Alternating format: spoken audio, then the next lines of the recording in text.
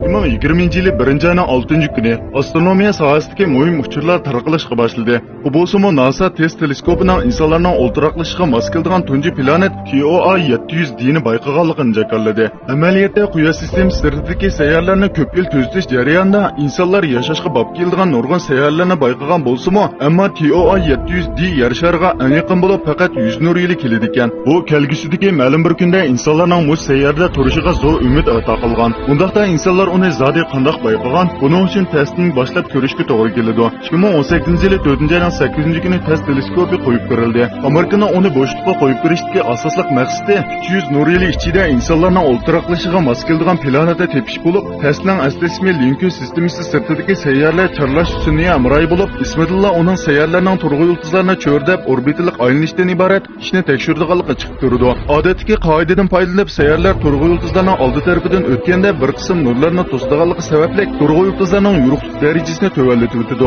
Holbuki test bu hodisani to'g'ri tekshirib hamda buningda sayyorlarning ba'zi asosiy alohidliklarga hukm qila oladigan bo'lib, uning ustiga uning har bir apparatida 16 million 800 ming pikselga yetadigan sensor bor.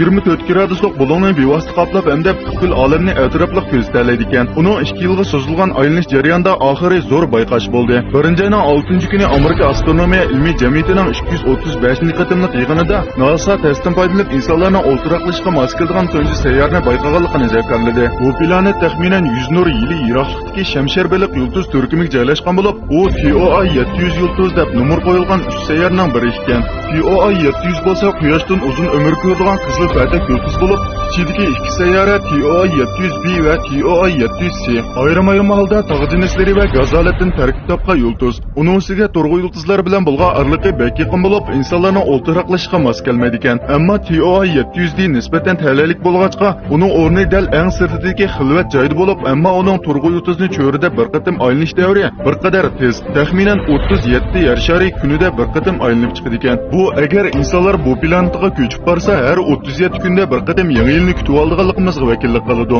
Biroq dengiz suyining ko'tarilishi va pasayishi sababli bu planetning doim bir tarafi kunduz, yana bir tarafi kecha bo'ladi ekan. Bu insonlarning yashashiga nisbatan intayin zo'r xris olib keladi. Olimlarning ko'rsatishicha bu sayyorda hayot mavjud bo'lish ehtimoli bo'lgan halqiliq modda suyuq holatdagi suv bor bo'lib, insonlarning navbatdagi eng tez uchish sur'ati bilan bu sayyoraga yetib ko'rish uchun 1 million 800 ming yil sarf qilishga to'g'ri keldi ekan. Bu biz tasavvur qila olmaydigan vaqt darligi.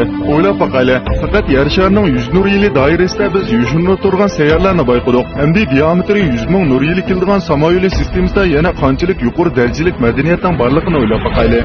Balkim ularmi yulduzlar sistemasining yana bir tarafida bizning yer sharini o'zlarining kelgusidagi ko'chib berishning birinchi tanlashi qilib turgan bo'lishi mumkin. Qachondan boshlab biz o'zimizda bir odimiy hislatni vujudimizda mavjud bo'lib turgan mehr muhabbatni, qisqasi o'zimiz tug'ilib o'sgan bu yer sharini qo'damaydigan bo'lib qoldik. Madaniyat yuksakligiga ko'tarilgan bugungi kunda yer shari muhiti kun sari buzg'unchilikqa uchrayotgan bugungi kunda bizning oldi bilan o'ylaydiganimiz uni qo'g'dash emas, balki uningdan ayrilish bo'lyotdi. Insonlarning bugungi kunda bugünkidek madaniyatning barliq kelishiga tayong'ini dal mushu untinsiz badal to'lisimi qilcha voyisimaydigan planet. Necha 10 ming yildan keyin avlodlar biz insonlar qayerdan kelib chiqqan deb so'rasa, bizlarning faxrlangan holda mush yerda, ya'ni yer sharida azaldan o'zgarish bo'lib boqmadi deb javob bera olishimizni umid qilaman. Har qanday bir madaniyat o'z o'yini qo'lday olmasa mavjud bo'lganlikning nima ma'nosi bo'ladi? Bizni qo'llasin